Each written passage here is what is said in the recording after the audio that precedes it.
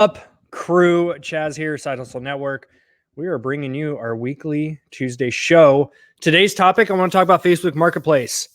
I've been doing a lot more with Facebook Marketplace lately, absolutely loving it. So I want to give you guys some of my tips and strategies I've been using to create the extra cash coming in. So I want to start out, because this is a live broadcast, by checking in with the chat, see how everyone is doing. Comment below, let me know where you are watching from and how your day has been. It's been a busy day over here. I've been actually working by my checklist, my whiteboard, every single work day. And it's been extremely nice because I don't know if you guys struggle with this too, but if I try to keep a mental checklist, I know everything I have to do, but I still find myself browsing Instagram or wasting time doing unnecessary things. And when I work by my whiteboard that's by me at all times, every time I glance at it, if I'm not working on one of those projects, it gets me back and focused. So let me check in, see what is going on with the crew. I've got this streaming over inside of one of our Facebook groups as well. What's up? See, we got Josh, Everyday FBA, crushing the game. Phoenix, Arizona, Gilbert, Arizona, California. All right, so I'll open up with this. Let's dive into the topic, and then we'll do Q&A session afterwards, like usual. Number one, who is currently listing on Facebook Marketplace? Comment below, let me know. And then question two, if you are not, is Facebook Marketplace something you are interested in trying more of? And what is holding you back? What are your fears? I've been doing Facebook Marketplace hustle for probably really over the last like 3 months. It's gotten to be pretty darn consistent to the point where it's starting to generate several $100s in profit every month. So that's why I want to start scaling more of that stuff as well. All right, so let's get into the chat, see where everyone is at. Aloha from Hawaii. What's up? Welcome in. Warren just got started. Nice work. Getting started is the hardest part, that's for sure. Timing isn't great. Wife and I both work a night shift. Meeting someone during the day is tough. That's absolutely a tough call to make. Small bit. Love-hate relationship with Facebook Marketplace. That we will talk about it. That is me. I have a love-hate relationship with it, but it's been working. So let me open up with this. I'll give my spiel. I want this to be kind of an engaging thing too. So hopefully you guys are being in the chat. So do me a favor, be engaged with the conversation. That means drop the comments, answer questions, go back and forth with each other. I'm only one person. I'm only one opinion, one way of doing things. So I know there's many, many other people inside the chat right now that can also give tips and advice based on this. So, see, somebody said can't hear anything. All right, it looks like you guys are all responding, so I'm assuming my microphone is on. All right, let me dive into this. I don't know if this is a thing, but I'm going to call this the 4 Ps of mastering Facebook Marketplace. Product, you have pricing, you have place, and you have people. Consider this a rough draft. This whole live stream is a rough draft. I'm going to make a more professional video that's going to be edited down, and just the meat on the bone is going to be there in a short amount of time. So I want to use this live stream to kind of just brain dump, get some feedback and ideas from you guys doing this as well. Make better notes. And then when I do my professional edited video, it's going to be awesome. So with that being said, let's dive into this. Number one is product. What do you sell on Facebook Marketplace? It's the same answer as I would give to anyone who wants to sell on Amazon or eBay. You have to test a few different types of items and categories, learn the market, and look at where the supply and demand is. Now with Facebook Marketplace, the things that I've thought would do really well have not. So I came into the game Facebook Marketplace listing up. I had a whole bunch of Funko Pops, collector's items, old school Ninja Turtles. And I thought that stuff would be popping left and right. People would want that stuff. But what has sold the best for me has been home good items. That's been the shocking part. I have sold $200 vacuums before I have sold some of my other stuff that I thought would do really well. So vacuum cleaners, home goods, appliances, that kind of stuff does really, really well, at least in our area. Again, your area might suck for that.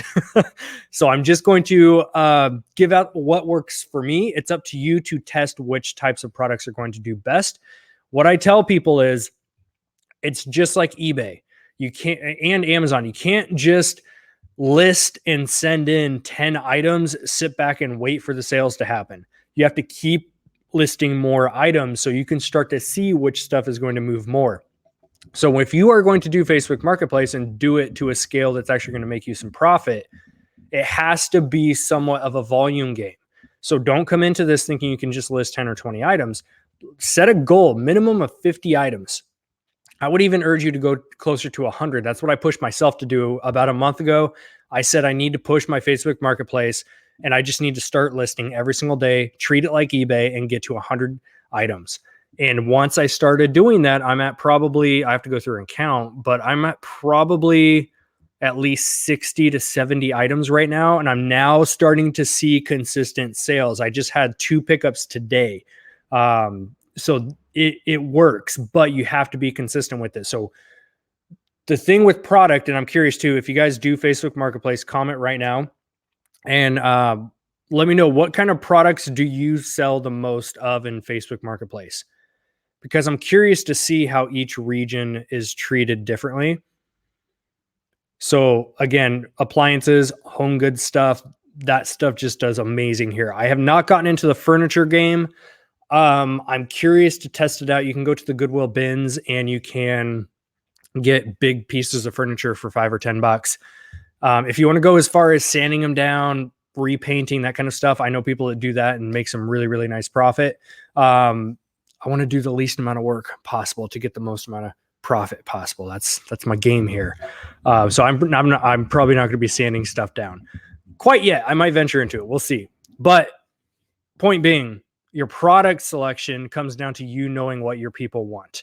Your local area is going to be way different than eBay market. It's going to be way different than your Amazon market. People just want certain types of items.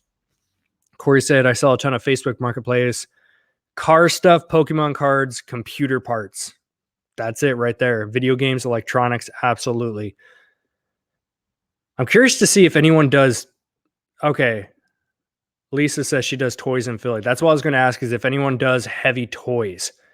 Because then it gets into, are they primarily used toys? Are you doing thrift stores and retail arbitrage for new toys? There are some law enforcement agencies that promote safe meetup locations. Absolutely. Absolutely. We'll get into that under one of these sections. So again, with product, do you guys have any questions about product selection or where to get products? That's always question number one I've been getting lately. These are not in any specific order, by the way. This is just based on the most amount of questions I usually get about Facebook Marketplace local selling. Where do you get your product? How do you know what to sell? You won't know what to sell, again, until you do the listing. You have to start listing stuff to see what moves the quickest for you. Once you see what moves, then it becomes, where can I source more of these products? You can go to thrift stores, you can go to estate sales, you can go to garage sales. There's all kinds of methods you can use. You can buy out storage unit auctions. You can do, what I got into was buying liquidation pallets. So that's one thing that with liquidation pallets, typically you cannot go to these liquidators and just say, hey, I need a pallet of vacuums and toasters, right? They're going to give you the kind of category that is going to be inside of those boxes, those pallets. But it's up to you to kind of go through and do the research. Sometimes I have manifests, which is amazing. I'm willing to pay more if I know exactly what products are coming and I can double check my numbers, make sure they're going to be good. Sometimes it's going to be a blind buy. If you're buying customer return stuff, you have to be willing to put in the labor because it's very time consuming to list and clean and test all of this stuff if you're doing customer return loads. But liquidation pallets can be an incredible way to build your local market as far as the reselling game goes. But it's all a matter of what what you're comfortable with, what type of sourcing method you want to get into. That's just something we've been doing, is testing out a lot of, we do the last day of estate sales are really good. We love those because they're 50% off typically. This last one that we went to with Portland Pickers, we walked up expecting 50% off, and they handed us grocery bags and said, fill a bag with anything you want, $10. So we cleaned house on that. Between the two of us, I think me and Jake got almost 10 bags worth of stuff. We got a heavy duty pogo stick, just like crazy stuff. So that's my spiel on the product selection, different ways you can do it. If you came here looking for a video that is just going to tell you like, hey, go buy this product and you'll make a lot of money selling locally, you're not going to find that info anywhere, because a lot of us sell different things based on our region, based on our location. I think that really does make a big difference. So I'm curious what kind of products you guys have been getting into. Let me dive into the chat. Yeah, we'll get into the actual like dealing with people. We'll get into that topic too. We'll definitely get in there. I do Facebook Marketplace here in Michigan. Big sellers here are cell phones and electronics. Absolutely. The cell phone game is definitely a big one, especially in our area too. I've bought and sold iPhones, not to any large degree by any means, but it's definitely a huge one around here too.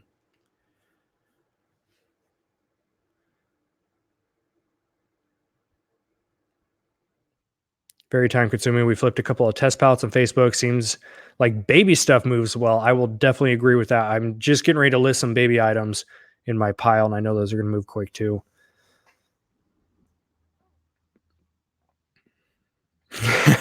That you nailed it.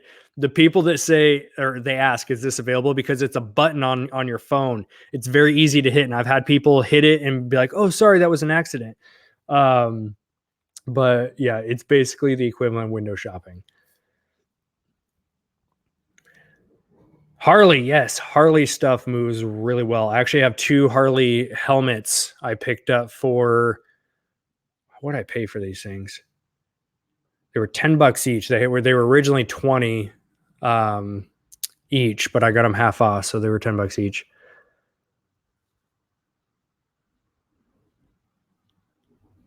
All right, cool. So it looks like we're good on the product selection talk. What's my favorite thing to blind buy? I haven't done a lot of blind buys. I had some really bad pallets come through, which is part of the game. If you're going to buy liquidation stuff, you're going to get broken items, you're going to get stuff missing. I just dealt with a lot of those a few years ago, and it just burnt me out on dealing with the blind buy stuff. So I typically only buy stuff that has a manifest that I know what is coming. Unless I'm getting it, especially with us hosting a monthly warehouse sale, if I can get stuff for under $1 each, almost guaranteed to make money, even if I'm selling it for $1.50 or $2. But with that being said, I'm not a huge fan of not knowing what's on my load. I live in a small town in Oregon, and the Facebook Marketplace here is the worst. Everyone here wants free stuff. I'm actually in Oregon as well, so I'm curious which town you are in. Yeah, Oregon towns they can be hit or miss. I'm fortunate to be in like a mid-sized town. We have about 40,000 people here, so it's not huge, but it's not really, really small. So it's just big enough I can wheel and deal some stuff. If I lived up in Portland, which is an hour north, I'd probably be doing twice as many sales on my current inventory. And we'll get into some of the tips and strategies I use for that too. All right, so number 1 is product. Kind of covered a bunch of different stuff about product. And if you guys have any questions along the way, feel free to drop them in the chat. That's what I'm here for. Number 2 is pricing. There's a couple different ways to work your pricing. Let me back up real quick because this kind of ties together. With product and what type of inventory we sell, I buy product specifically for local sales. These are typically products that are extremely heavy. So once I do get into furniture, that's going to give me another revenue stream, is to flip furniture. So you can be flipping stuff that's really heavy that you don't want to deal with shipping, or the shipping cost would eat into your profits too much. Or if you're dealing with smaller items that are not worth more than about $10 or $12. If you sell something on eBay for $10 or $12, you're not taking back a whole lot on your gross. So what you want to do is look for those types of items specifically. So if I'm out in the Goodwill bins or garage sales or anything like that, and I see an item for $1, I know I can sell for $5 in my warehouse sale, I grab it.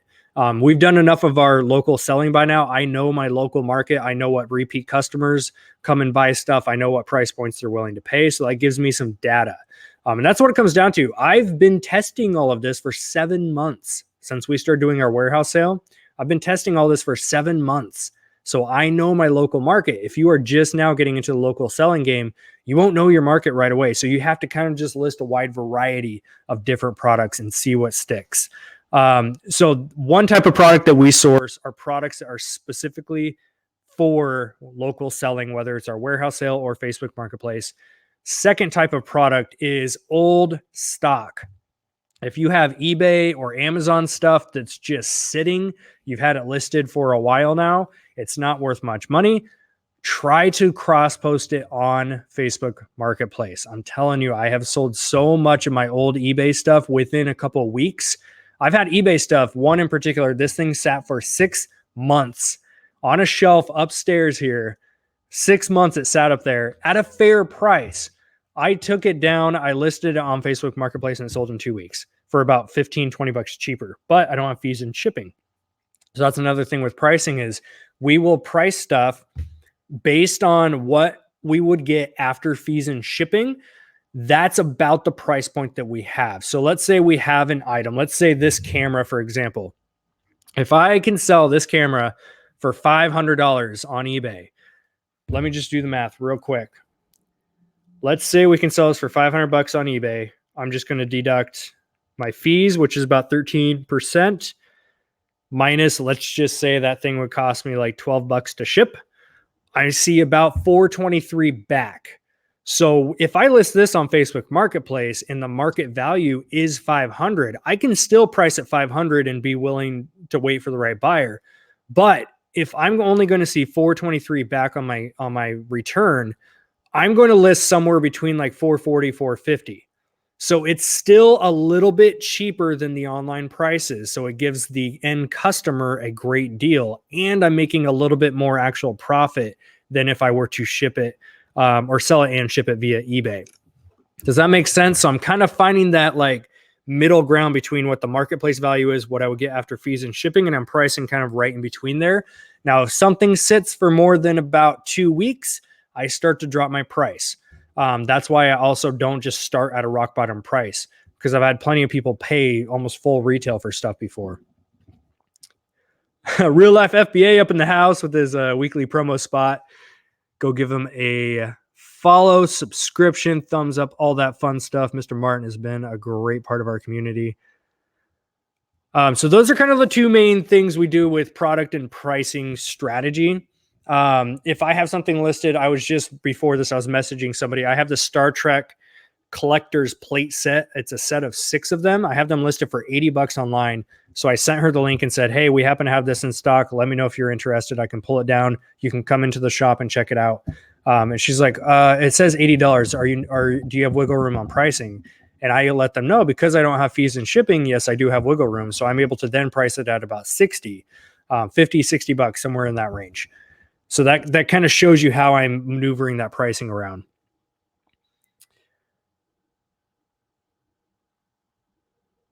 I don't want to meet up with anyone, because if they put me in a dangerous situation, I'm going to flip the script on them. It'll turn out bad. Best I ship my products. Yeah, and here's the thing. Local selling is not for everybody. It's just not. I will say this right up front. We have a warehouse space. So this gives me a ton of leverage, because when I'm messaging with people, I can let them know we are a business. We have a shop in town. If you'd like to pick up, you can set an appointment to come pick it up. So that gives a whole different level of comfort for people, knowing that we are a local business and we have a brick and mortar. Not everyone is in that scenario. Now, you should still be using the terminology, we are a business. People will treat you way different rather than somebody who just might be flipping stuff out of their apartment. So if you present yourself as a business when you are listing these things, it doesn't matter if you have a brick and mortar or if you have an online storefront like eBay or Amazon. If you present yourself as a business owner, people are going to treat you different. Trust me on that one. But yeah, it's not for everybody. And we'll get into like meeting places and all that kind of stuff in a few.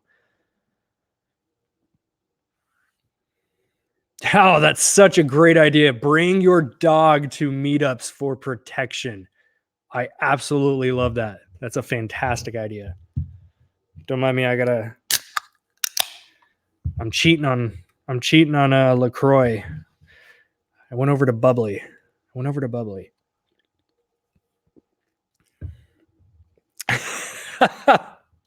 Real life FBA. Never heard of her. Is she new? Oh man, that is so great.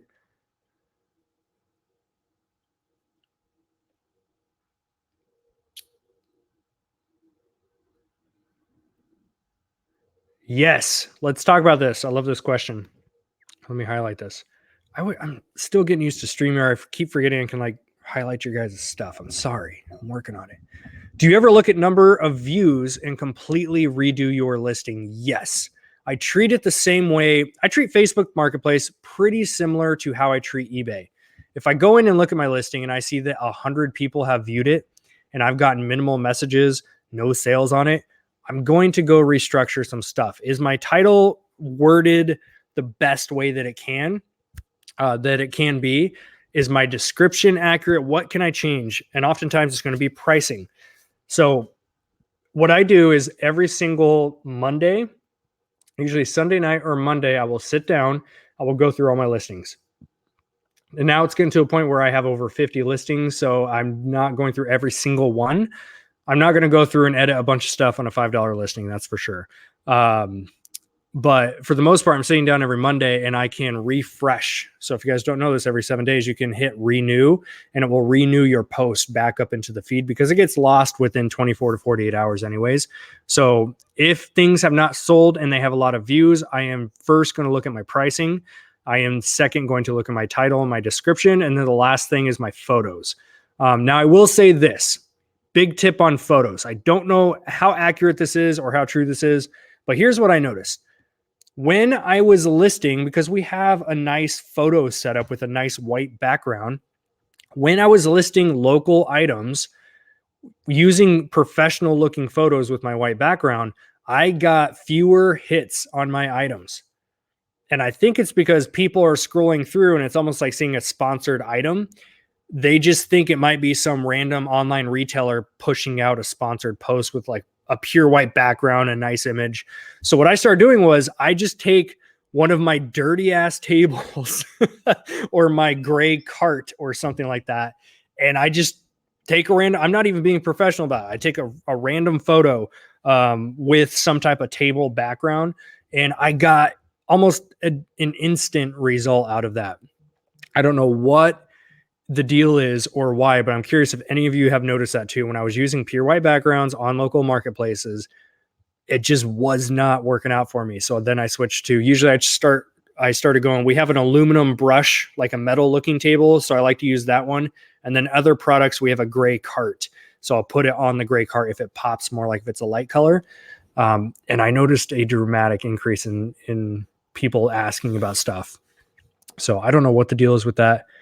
But that's what I noticed.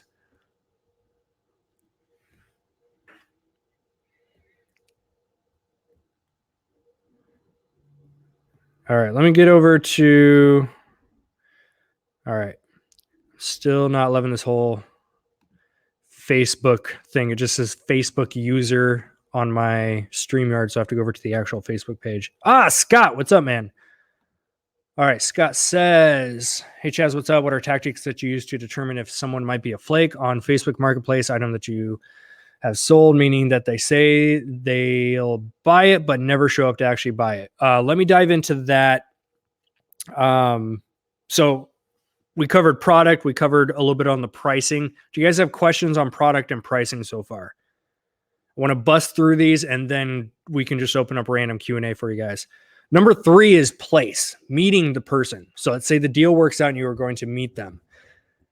And this kind of ties in with Scott's question too. How do you determine if someone's going to be a flake? Ultimately, you can't. I've had people that I thought were legit The worst experience I think I've had was I drove an hour. This was me being on the other end. So it was somebody selling something I was going to buy and then resell. But I drove for an hour. We had communicated 3 or 4 times that morning. And I always confirm the morning of the meetup, hey, are we still on for today at this time? Yes. So I drove for an hour and I had no other plans that day. So I should have like planned to go out sourcing that day or something like that. But I drove for an hour, sat in my car. I usually have about a 10-minute window. If I don't see them within 10 minutes, they will get a message saying, hey, are we still meeting? They get 5 minutes after that to reply, and then I'm out. So it's a 15-minute window. I'm not here to waste my time. So I drive, 10 minutes goes by, message, and then 5 minutes goes by and I check the message again, and then the profile doesn't pop up. So she blocked me. So I drove an hour for nothing. And she seemed totally legit. So sometimes you just can't tell ahead of time if someone's going to be a flake. But by confirming your time, confirming your location, your meetup spot, that can save a lot of headache. So typically when I'm messaging back and forth with somebody, we'll set a day and a time. Typically it's never the same day. If I'm selling stuff, because I have the warehouse location and I'm here working anyways, I do get a lot of same day sales where they'll message me and I'll say, cool, I'm available for the next 3 hours. Can you come meet me over on this half of town? And they'll come over and pick it up. But typically if you are going to schedule a day and a time in the future, tomorrow, 3 days from now, whatever, you're going to do that and then confirm with them the night before. And then I always ask them, hey, can you message me when you are on your way? That right there, I think, was the saver for me in a lot of cases, because after the night before, I would message them and say, hey, can you just do me a favor? Let me know when you are on your way. I had a couple people, 2 or 3 people that I can think of, that never replied back and something felt off. And so I had messaged them again in the morning to confirm, hey, are we still on for today? And they never messaged back. And so I never wasted my time or showed up. So I may have been the flake in that case, but that's just the confirming multiple times, as annoying as it may come off. That ultimately is the best thing that you can do sometimes in order to make sure that no one's going to flake on you. If you get somebody that is willing to confirm it, another tip too is get their cell phone. If somebody's willing to give you their cell phone number and text you or call you to confirm a meetup, chances are very, very slim that they are going to bail on you. So I would try to move over if you were having a lot of problems with the no-shows and the flakes. I would highly recommend that you have them send you a text message confirmation, because people are very hesitant to give out their phone number if they're planning on not showing up to that meetup. Yep. Scott says I message 30 minutes before to confirm. Absolutely. Yep. Wait no longer than 10 minutes. If they don't show up, leave. Absolutely. Here's the thing with dealing with that. People suck. People are going to mess. I mean, I've been doing local selling for enough time now. I've dealt with a lot of different scenarios. People will message you if you say, hey, let's meet up at this location at 1 o'clock. You park your car at 1 o'clock and then they'll message you and say, hey, I'm 20 minutes behind. I'm running 20 minutes late.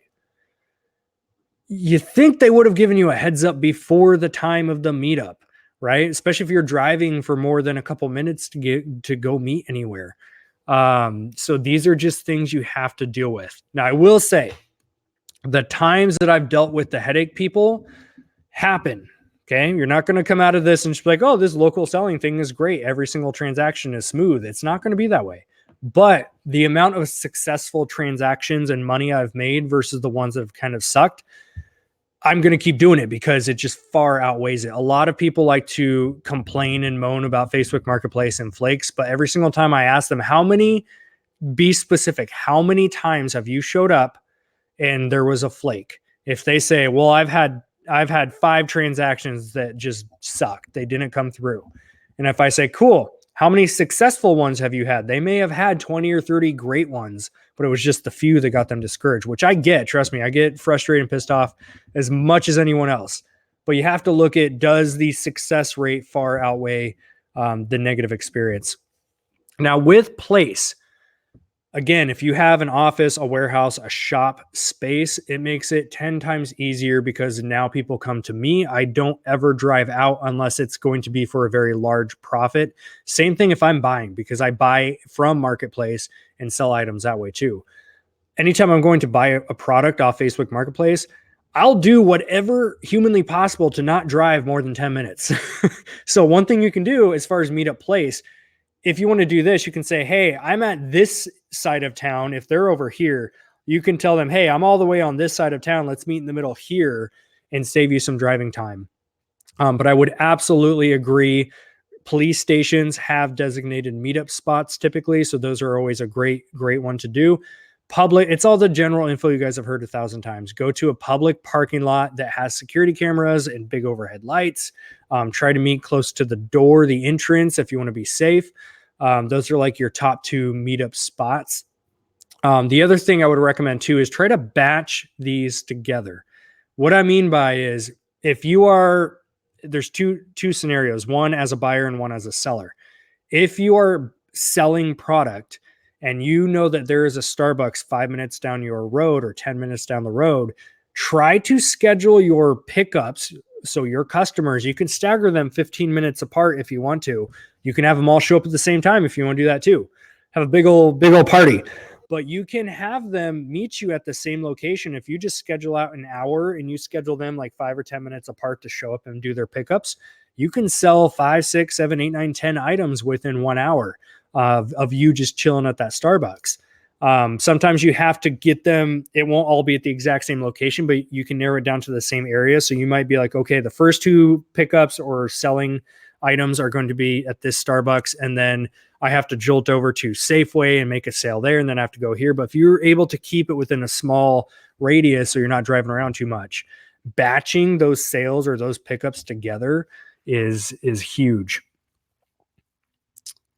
All right, so that was product, pricing, place. Last one is dealing with the people. Let's talk about the people of Facebook Marketplace. Number one thing you are going to see, let me see if I have an example here.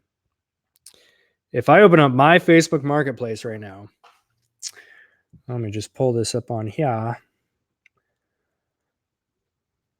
Actually, it's going to be in my inbox. This is what your inbox looks like on Facebook Marketplace. So you guys see how many messages? This is from the last like 7 days. Last 7 days. I told you I'm not messing around on this. So you can't sit here and message a few people and be like, oh, Facebook Marketplace sucks. It doesn't work. You have to be willing to go hundreds of messages deep in this game if you want to make it successful.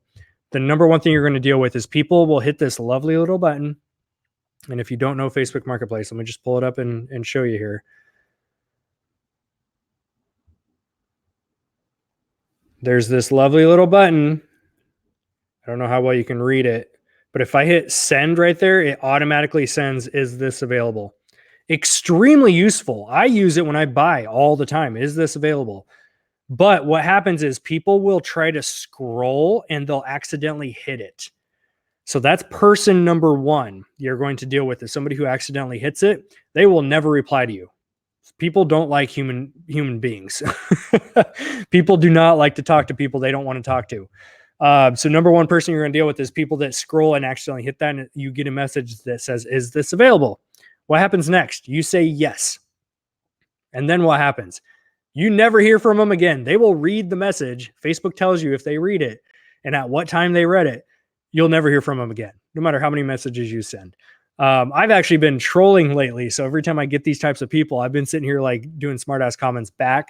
I'm taking screenshots. I'm going to make a separate Instagram account that's just my Facebook Marketplace message system, and the fun stuff I get to deal with on a daily basis.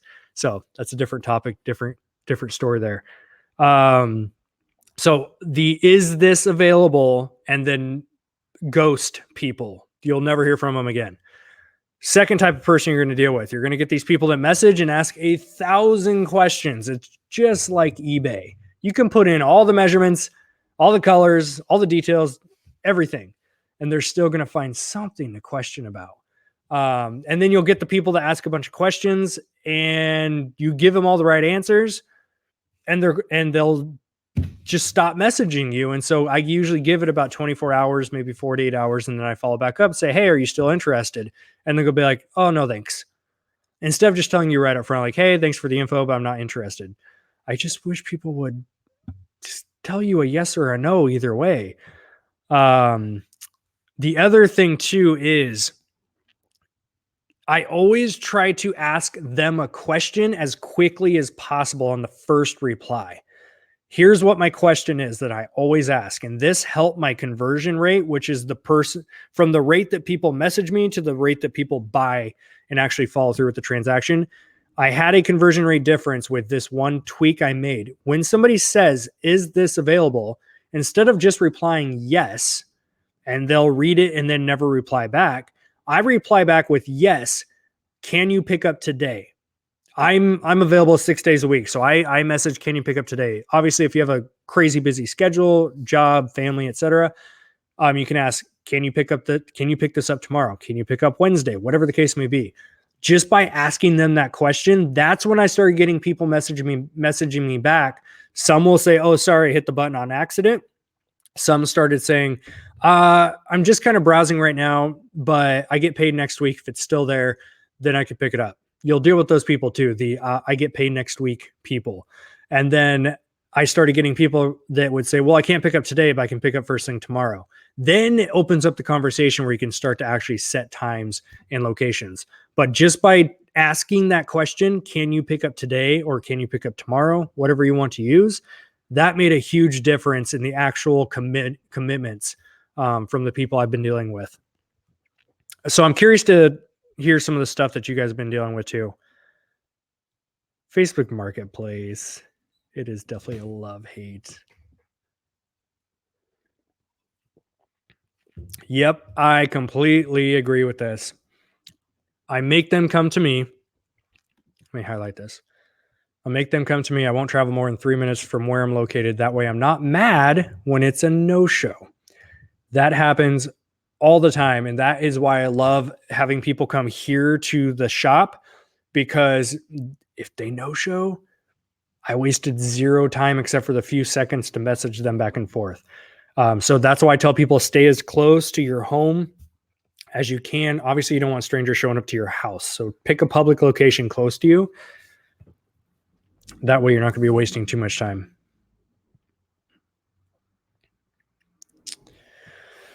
Scott asks, side question, have you ever considered using a counterfeit dollar bill pen to mark the bill to see if the cash is the buyer is giving you in person is legit or not a counterfeit? Or do you find it tacky?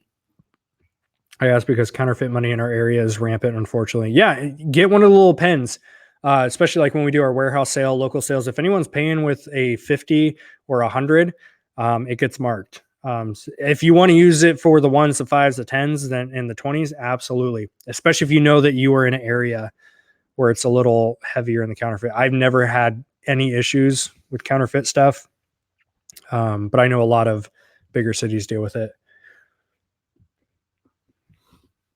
Yes, this is another thing too, is the bee's knees, Mommy Grammy said, I always check sellers and buyers profiles. If everything is hidden or they have no history, I don't do business with them. That is absolutely an accurate thing to do. Also too, when you click on their profile, you can see their rating as a buyer or a seller, just their marketplace, their commerce profile. You can see their profile too. You can see their ratings. If they've had, it's a smiley face or a sad face. So you can see 20 people gave a smiley face, and then they can even list what they did right. And then you'll see maybe they had 5 with a sad face. The more sad faces, just run. Don't do business with them. It is free to sell on Facebook Marketplace. Absolutely. Facebook Marketplace, Craigslist, OfferUp. I'm talking primarily Facebook Marketplace. I forgot to mention that. These same tips work for Craigslist and OfferUp and LetGo and all the other local selling apps too. I just talk about Facebook Marketplace. I have tested OfferUp and Craigslist in my area. I've just dominated with Facebook. Facebook just completely dominated. That's the only word. It dominated the other two platforms in my area. Some of you might crush it on Craigslist more than you will anywhere else. Again, you have to test. So list across all the platforms you can, and go from there. I'm talking specifically marketplace in this conversation, but you can use all the tips for the same ones, but they're all free to use.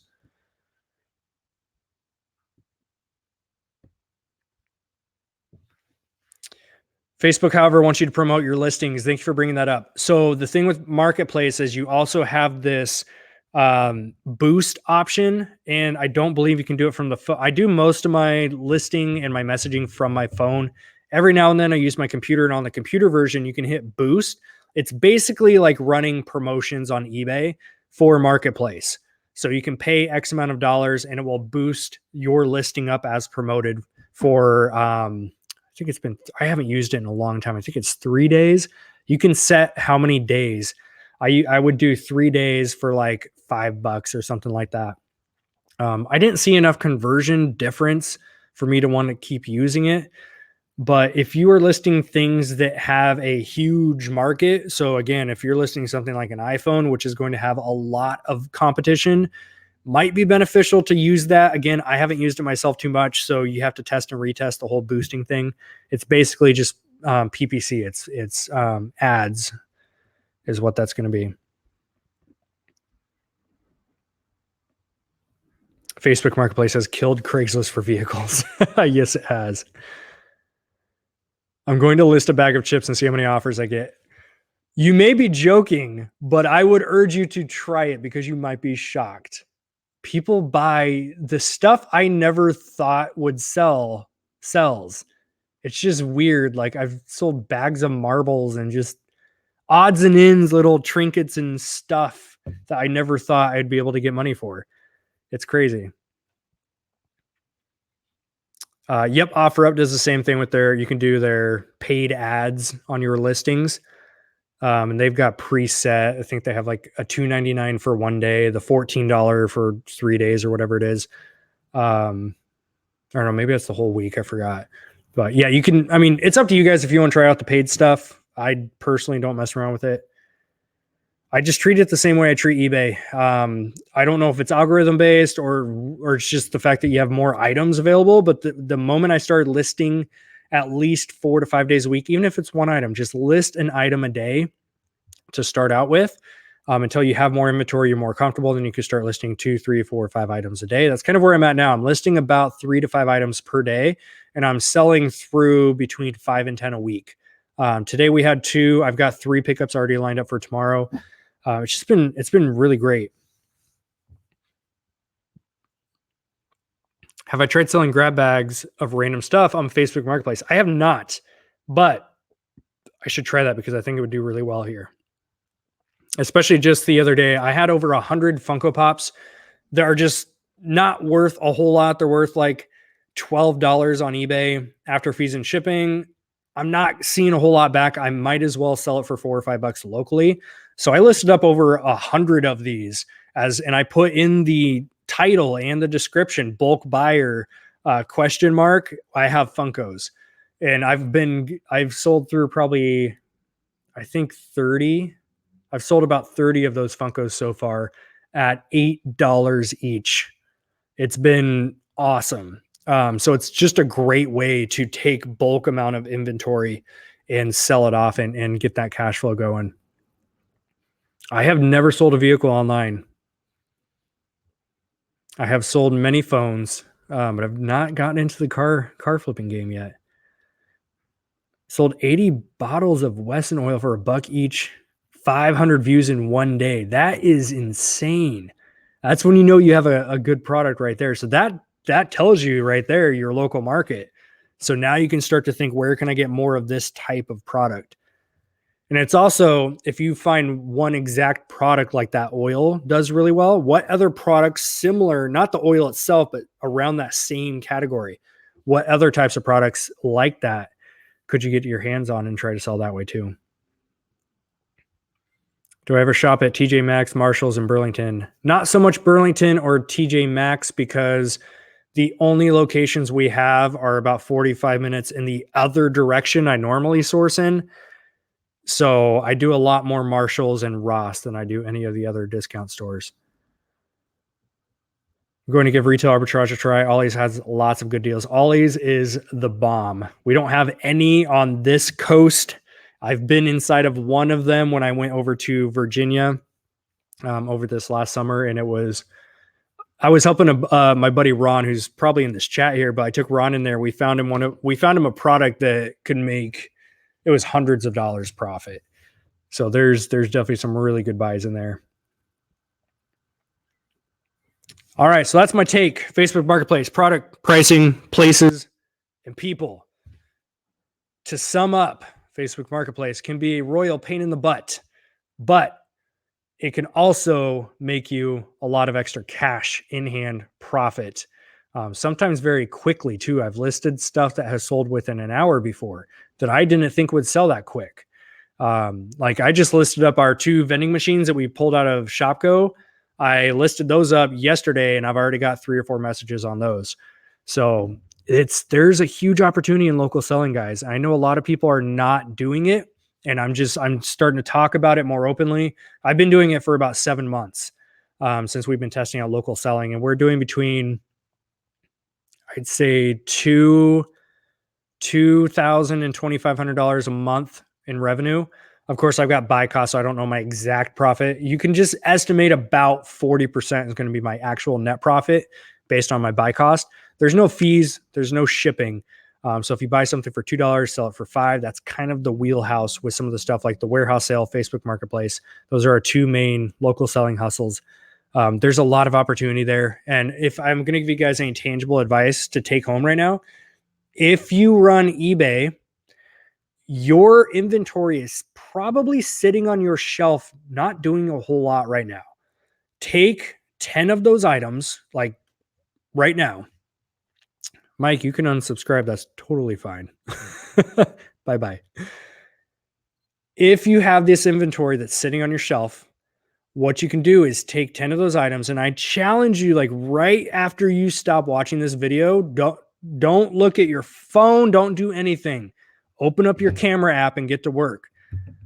10 items off your eBay shelf are going to be listed on Facebook Marketplace using the strategies I just told you about.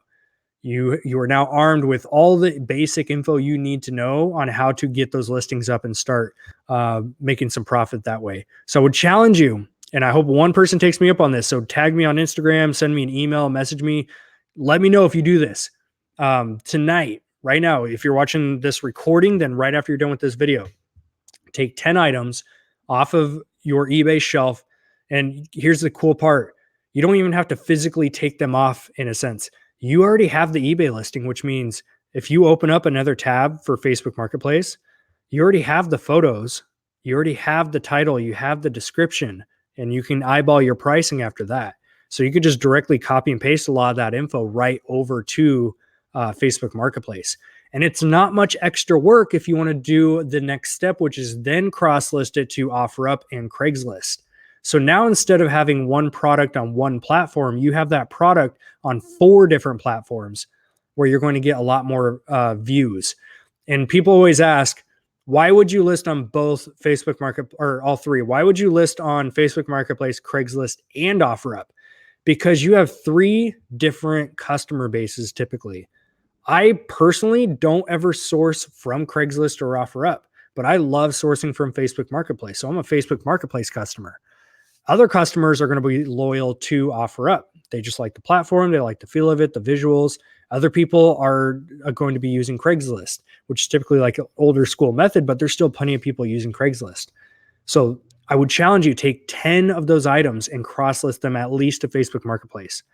That's my tangible action step some of you can take.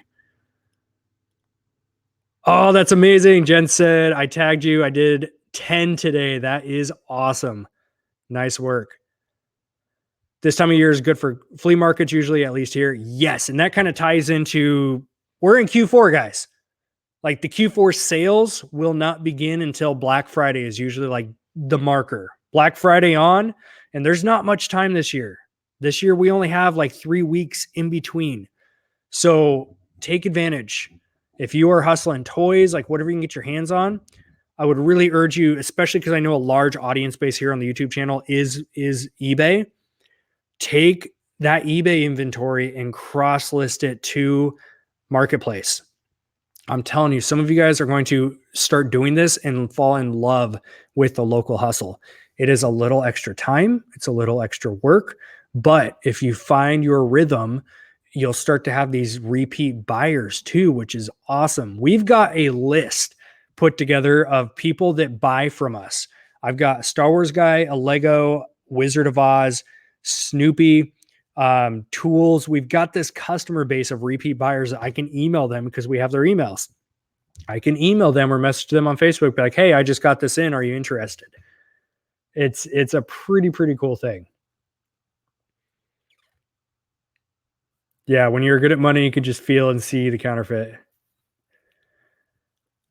I do not use OfferUp anymore. I used to sell a few things there. Actually sold some out to.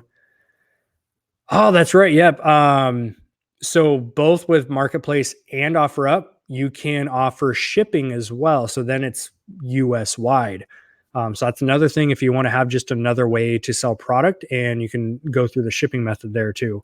I've never sold anything with the shipping, so I can't tell you how the back end logistics of that works yet. I should probably try it so I know the system, I know the process. But usually it's just the local game here I've been doing. OfferUp and Let Go are dead in my area, but in SoCal they're very good. Can find killer deals and stuff. That's what I'm talking about right there. It's all regional. Some places are phenomenal. Other places just kind of suck. That's just how the game goes. All right, crew. We got about 8 minutes left. I'm going to cut this off. I'm going to go home, chill with my fam. So if you guys have any last minute questions, I'm more than happy to help out with those. So drop those in the chat. Do I sell on Kijiji? We do not. I believe that's a Canada. Is that like the Canada version of Craigslist?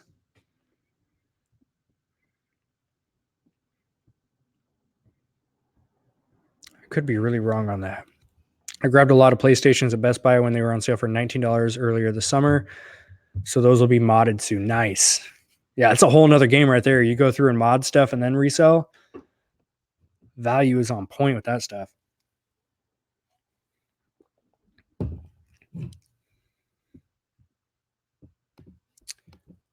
All right, crew.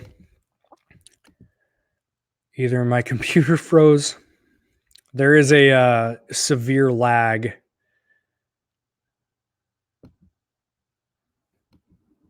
All right, I think we got some. You gotta love the lag between StreamYard and the chat. Oh, okay, yeah, it's a Canadian-based one. Do I have a Discord for the group? I do not. We just have our I'm assuming you're talking about the VIP group. That's just based in a Facebook group for now. Any way to get back on Marketplace after being banned? That is a very good question. So Facebook Marketplace, I don't know the rhyme or reason, but they will flag people. They can ban you. So your Marketplace button just goes away. You don't have a Marketplace.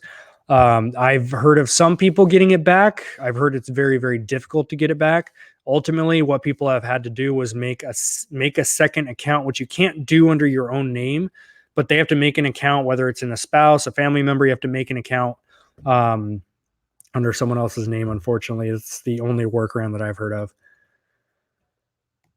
What's the weirdest thing I've sold anywhere? We haven't sold a lot of like weird, odd things. I guess just unusual. The 5-foot tennis racket, that was obviously a different one. We sold a doll called Spanky the Monkey, which was a stuffed monkey, and he made sounds when you pushed his foot. That was a weird one. Yeah, I can't think of anything that's just like odd or weird. Now that I think about it, like we sold a lot of cool stuff, but nothing that's just like odd or gross or anything like that.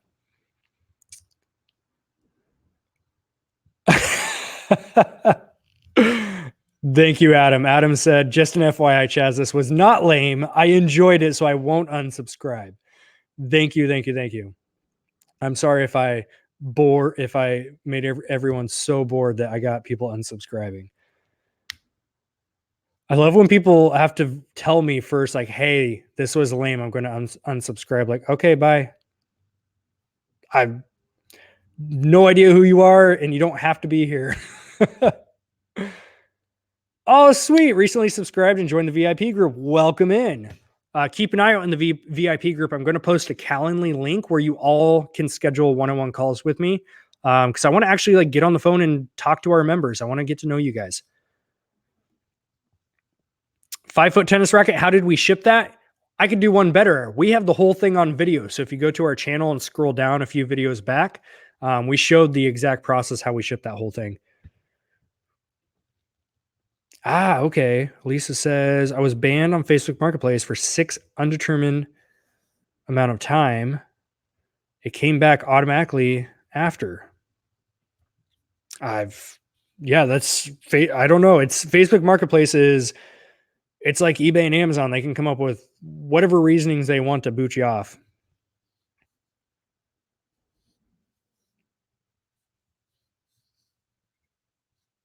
Ah, my condolences. Honestly, enjoyed this live. Recently lost my brother, and I have been unmotivated, just sitting around the house doing nothing. So this gives me some encouragement to do things again. First of all, my condolences. Very sorry to hear about your loss. And I haven't lost a sibling, so I cannot put myself in your shoes. I wish I could sit here and say I know what it's like. I don't. But what I can say is things are going to move forward, and activity fuels more activity, especially in any case of not being motivated or being down.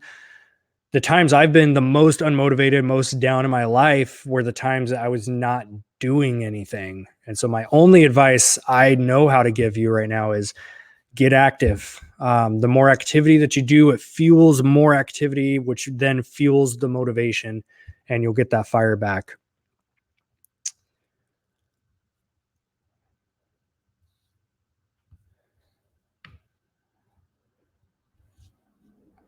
All right, crew. We're at our time. I thank you all so much for tuning in, hanging out. Those have been my 4 P's of Facebook Marketplace. Trademark. It's logged. Timestamp this video. No one can take it yet. But yeah, so Facebook Marketplace 101. Welcome to. I'm going to do a more cleaned up, edited version of this video because it was good to kind of get some feedback and see your comments as well, so that I can craft together the best info possible. So thank you all for tuning in, whether you were here live or watch the recording. I appreciate every single view that we get. Hit the like button if you enjoy this type of content, bringing you some other various ways of building your side hustles, making some extra profit. And we will see you guys for the next show. Peace out. We'll see you soon.